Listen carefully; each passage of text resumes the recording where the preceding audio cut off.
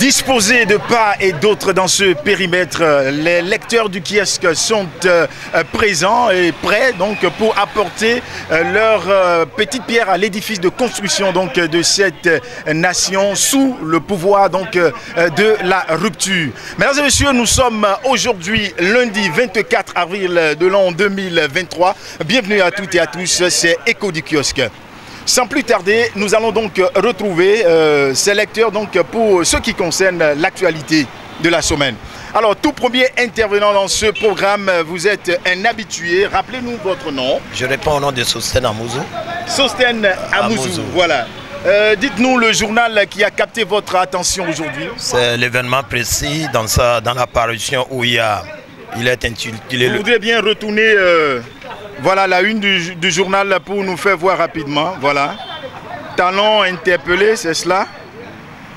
Voilà, retard dans la prise du décret portant désignation du chef de l'opposition. Talon interpellé. Le parti Les Démocrates clarifie. Voilà. Bon, il y a une nécessité que notre peuple bénin a opté pour la démocratie, le multipartisme intégral, où nous avons aujourd'hui une assemblée, un parlement qui n'est plus monocolore, mais plutôt multicolore. Alors, il y a une nécessité qu'aujourd'hui, on a et la mouvance et l'opposition.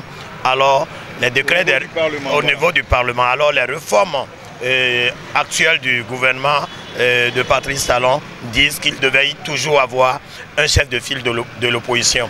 Actuellement, hier, c'était les FCBE qu'avait dirigé Paul Rompé. Actuellement, c'est les démocrates qui sont à l'Assemblée en tant qu'opposants. Alors là, il y a un retard de nommer le chef de file.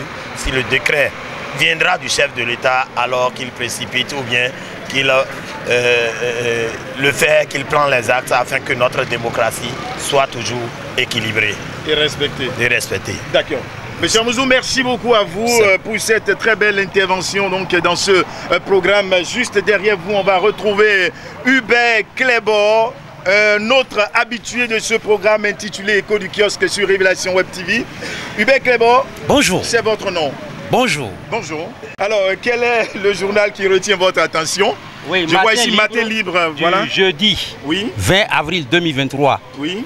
À la proposition d'amnistie, Benoît propose la suspension des peines. Voilà, vous allez retourner... Vous allez retourner le journal. Voilà.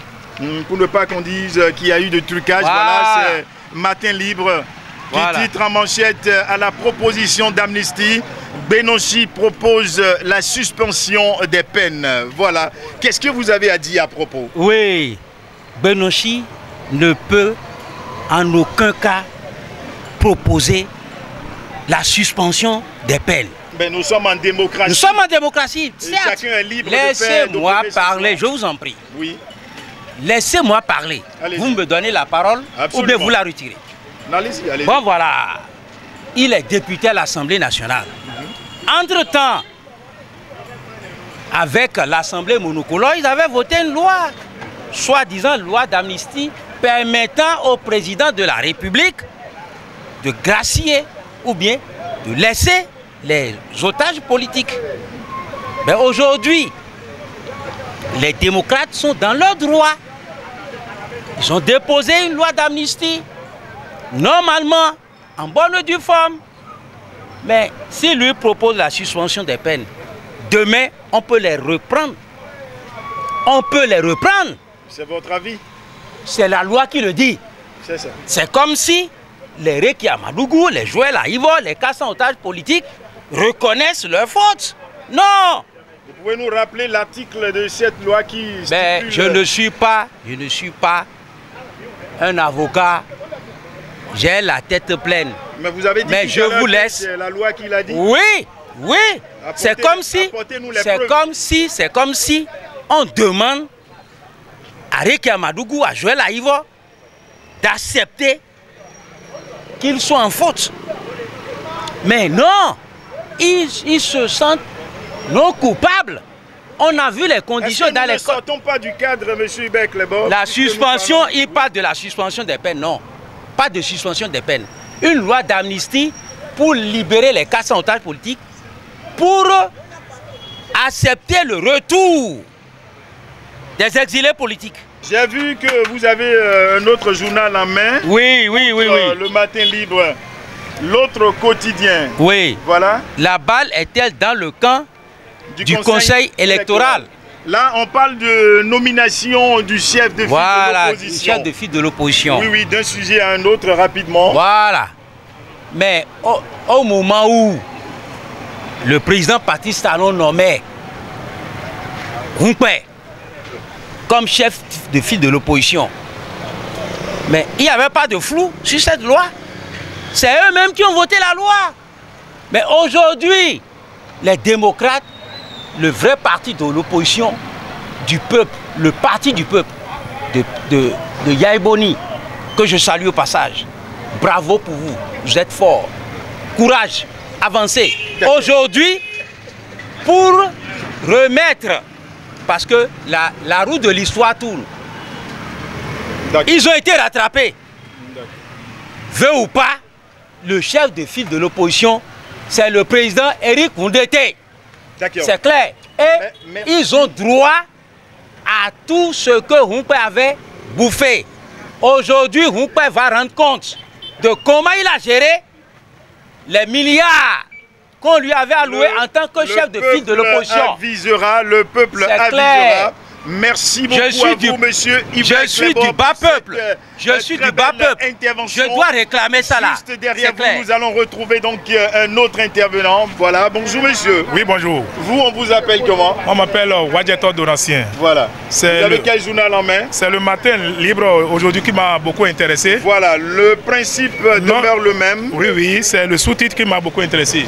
C'est le grand retour. Polémique sur un probable retour au Parlement. Car une autre terre de la révision constitutionnelle. Voilà, je vais y arriver.